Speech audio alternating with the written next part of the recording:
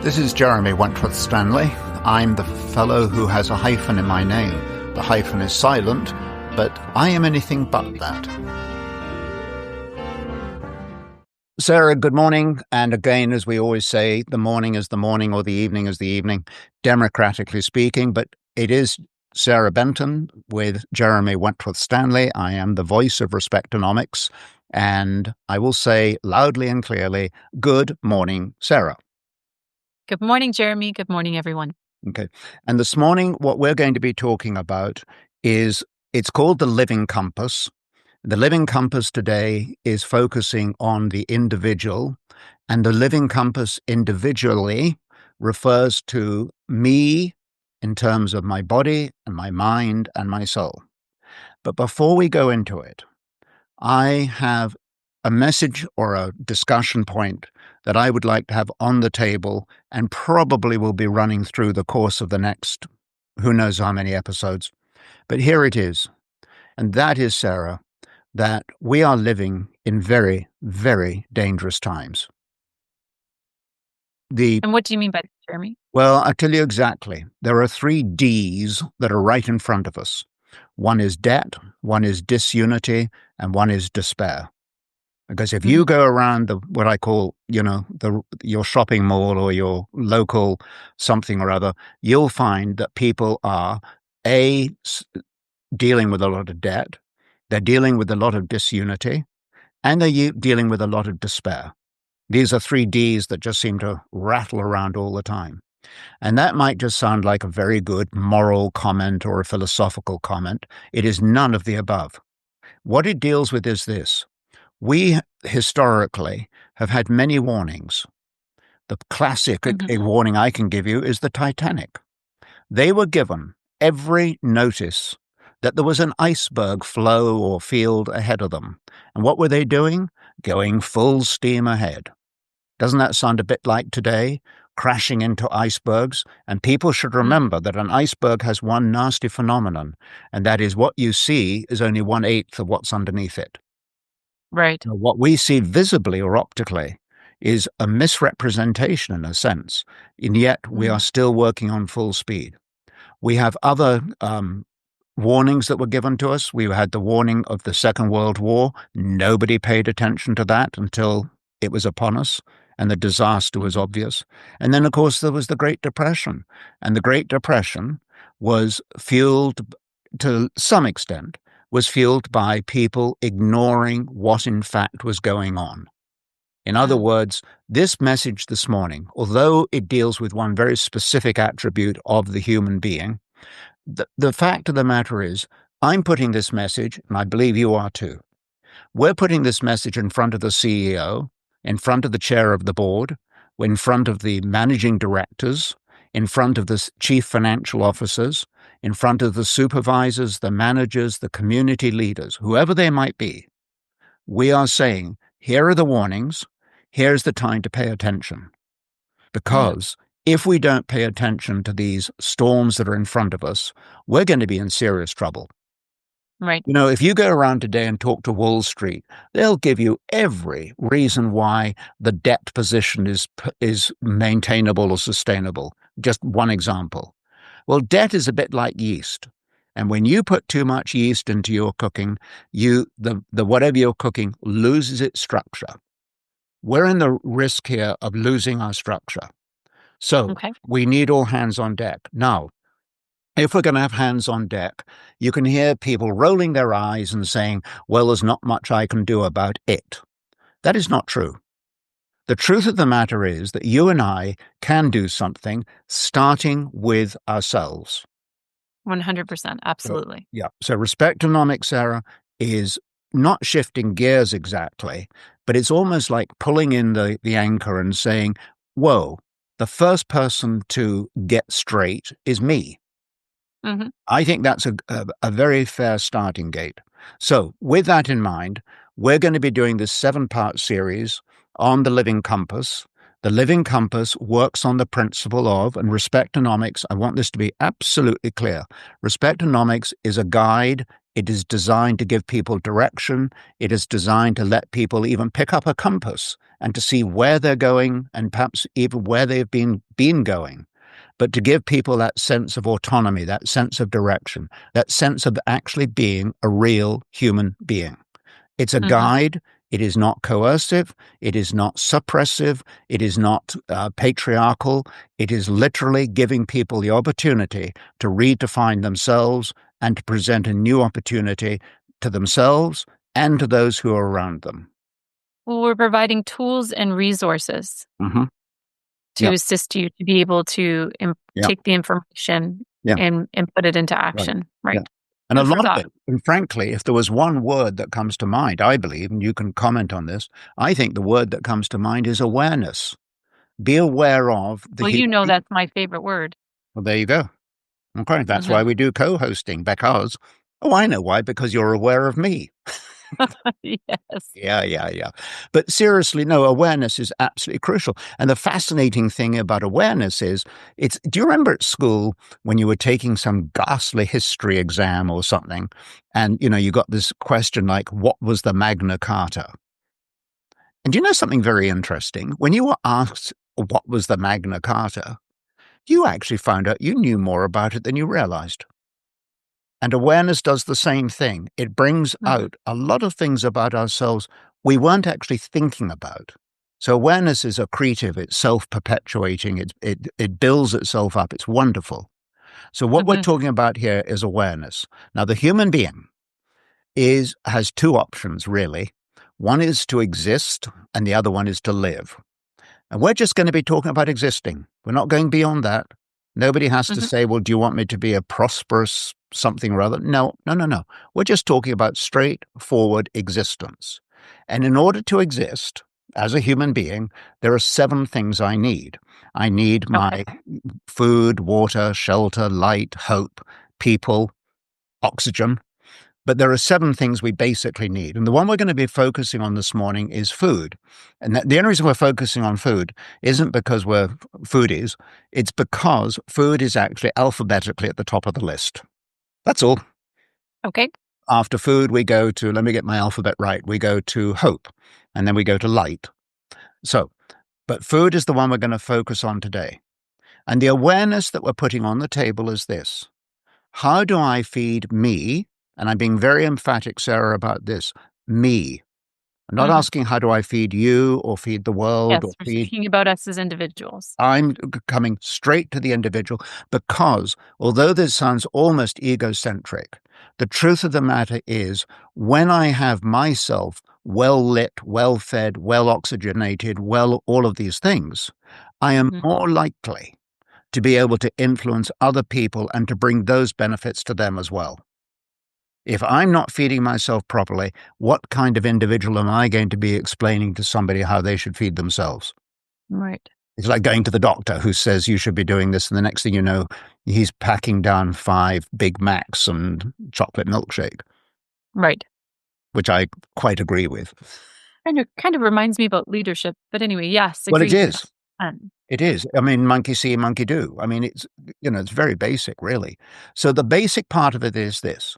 Could we please, Mr. CEO, Mrs. CEO, whoever you are, the chair of the board, you may be the chair of the Opera Society, whatever you are, would everybody please come to one agreement that the human being is triunal? Triunal means made up of 3 parts built into one. That's who we are. And if you don't like it, well, go and talk to nature. Go and talk to the universe. Go and talk to somebody. But the, unarguably, I am made up of body, which is what I contain my mind in. I'm made up of body, I'm made up of mind, and I've made up of soul. And I've heard soul described as spirit. I've heard it described as character. I'm not going to get caught into that sort of almost like, what exactly do you mean? And I'll tell you why. Because that's for the individual to decide. I was just going Yeah, to say that's entirely yeah, everybody has their own yeah, concept or yeah, thought process around yeah, that. And so it's individualistic and yeah. that really doesn't matter. No. Right. So I'm aware of my body. And I mean, not being sort of childish about this, but I see my body, in the mirror. I see my body in the shower. I see my body in the sense that other people say to me, you've got mud on your face or whatever it might be. There's lots of ways in which our body becomes an awareness to ourselves. Either we make it or somebody else observes it. The point of the matter is how I feed my body, and everybody knows this. How you feed your body not only sustains your body in the literal sense of the word, but it also has a significant influence on your mental process and on the process of your character or your soul or your spirit. So, how you feed yourself is pretty flipping important. I think you're somebody, am I not right in saying that at your right hand you've got a jug of water? I do, but it's in a little cup today, but Oh, it's better. oh, because I've seen you with those great big flagons. But the Yeah. point is, though, but you look at water as being necessary to your day-to-day process of living and so on. So all we're talking about is we don't have to overstate this, but your body needs to be fed. Your mind needs to be fed. And one of the great risks we live in today's world is certainly in the corporate world, and I'm emphasizing corporate, but it's also true in the political world, is your mind is actually put in second place. You're asked to toe the line. You're asked not to be a thoughtful person. We want you to be suppressed. We want you to be an automaton. We want you to be a robot. It's much easier to govern when you've got people who don't think. And I'm saying, excuse me, as a human being, I have been blessed with this incredible capacity in my brain. This is a brain that not only has this kind of communication, it's the brain that reminds me that my shoe is not fitting properly. It's the brain that allows me to think about internal rates of return. It's a brain that reminds me of how I love my family. It's a Connection. it's incredible, absolutely incredible. And nothing we should do anything to suppress the brain. The brain is beautiful. The brain is blessed. The brain has capacity. And you know what our job is? Our job is to build capacity. If my job is to build capacity, the first place to start is my brain and my thinking. I think that's fairly straightforward. And think about what food you find necessary, or the CEO who is ever listening. Think about what food you're feeding your brain. You think about it in your body, and we read all these diets of the protein this and the carbos that and all this stuff. Well, what are we doing to feed the brain? And I think it's almost, again, you've said it yourself, it's an individual decision, but make the decision, be aware of the fact the brain needs feeding. And Hmm. I can feed my brain. I don't need somebody suppressing me and saying how my brain should be fed. No, Well, I can do it. we get to choose. We get to select. Absolutely. You always have a choice. Mhm. Choice is there. The third part is the soul, the spirit, the character, whatever you wish to call it. Again, we're back into your camp of define it yourself. But what is it that in fact feeds, and I'll just keep it very straightforward here, Hmm. quick discussion. What is it that feeds my soul? And I think the most important part of feeding your soul is recognizing the incredible value that the soul brings to both body and mind. So how you treasure your soul, or your spirit, is incredibly important. And it sounds a bit sort of almost, highfalutin and, sort of off in the clouds somewhere. No, it's not. It's within each and every human being. And that soul is like a reservoir. It's the one on which you can draw ideas, you can draw energy, you can draw hope for the future, all kinds of things that come out of it. And I always called it a reservoir because I think the thing I love about reservoirs is they take in fresh water and they let fresh water out. The cell's not designed just to be a static, Hmm. stuck It's a in the mud. constant cycling. Absolutely. It's recycling all the time. The mind should be doing that, of course. The body does it au naturel. We take in some kind of food and we get rid of it some other way. But the point of the matter is, we need to do the same with the soul because what you enter into the soul will be what comes out of the soul. It doesn't actually change. It's one of those, you know, literally beauty in, beauty out. Or the computer person would say, garbage in, garbage out. So we're going to say, let's put beauty into the soul because that is what it then provides, exudes to people at large. When we do that, Sarah, we create a sense of unity of self. And this is a critical point. We're going to be covering this in another podcast, this whole issue of unity. But unity of self is so attractive. It's accretive, meaning it builds on itself, it builds capacity. But when you know who you are, when you have your identity, when you have a purpose in life, you become and I become somebody extraordinarily valuable for which we were actually originally intended. Well, it builds confidence as well. Mm-hmm. Yeah. Confidence is interesting because it's in that sense of confidence when you have this sense of who you are and what you are and so on, and you're looking after the treasure. When you have that, that is also when you'll start taking risks. And I don't, by risks, I do not mean racing down the wrong side of a highway. I'm talking Sure. about saying, you know what, I'm going to give this a try. Well, And I'm saying that, I think sorry, you're less likely to allow fear to drive the exactly. decisions when you have that Right, confidence, right? right. Well, it's interesting because fear takes a second place. It's not to say fear is wrong. Fear is very useful. I do not put my finger on a hot kettle. There's a reason for that. So I'm Mhm. frightened of burning myself. That kind of fear is wonderful. But the fear that you have, which is irrational, is born out of circumstances or some kind of environmental influence. How much better it is that I control the fear, I control my initiative, I control my direction. We talk about the Compass Point series. I'm talking about taking the compass, pointing it in the direction you want to go, and taking the fullness of oneself, one's capacity, and putting it into that compass so that we can actually get to where we want to get to. My concluding Right. comment, I think you've got one as well. So this won't be the concluding comment, but I will make a concluding comment here. If you are listening to this, if you are one of the managing people, pay attention and start putting it into place, meaning start looking at yourself, start thinking about how you can feed your body and mind and soul. And if you are not one of those people, not only can you do this for yourself, but you have every right to go to the proverbial supervisor and say, it's time for you to be listening to this message and time for you to be acting on it accordingly. Agreed.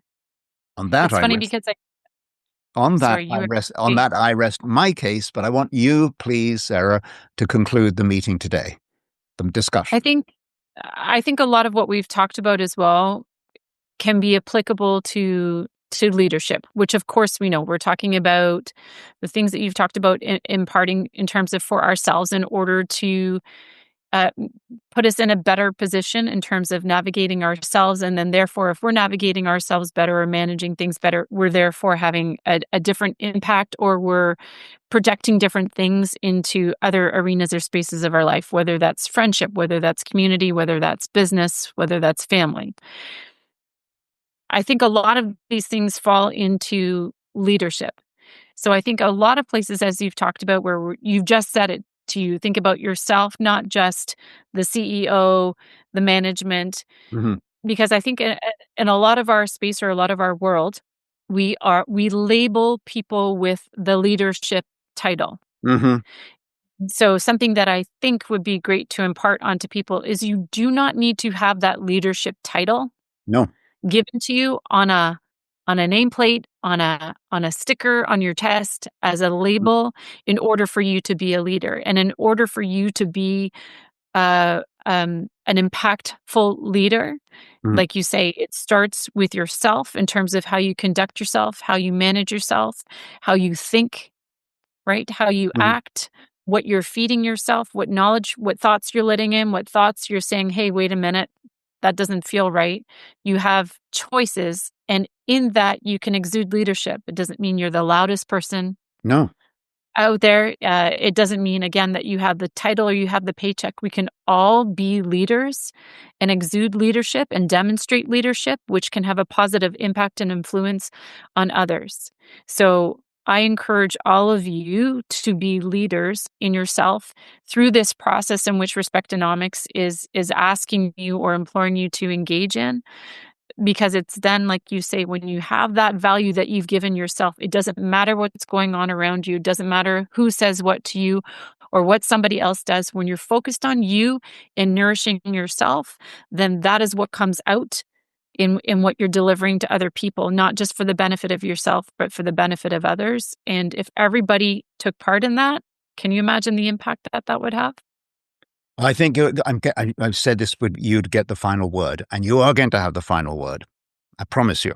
I don't think that No, ever I do happened. because I do. I want to say something though that's very important, and that is when you have this, as you put it, this leadership, the genuine leadership. So not the label, but the reality that you are a leader, that you are serving other people. This is going to Mhm. become so valuable in a world where things can fall apart pretty quickly. Correct. The one thing that we do have control over is how we conduct ourselves, Right. how we manage ourselves, Yeah. how we react or don't react, Hmm. right? And Absolutely. sure, absolutely, we all need tools and resources in order to help us in a lot of those processes, and Right. it's more challenging for others than, Yeah. than some. But bottom line, if we exemplify ourselves as leaders and what that means to us, like you say, coming from a place of service, Hmm. service to ourselves, which would then relay over to Yeah. service for others. Can you imagine? You're wonderful. Leadership is not a title. No, It's a feeling and it's what you do. it's what she does. I agree. I rest my case.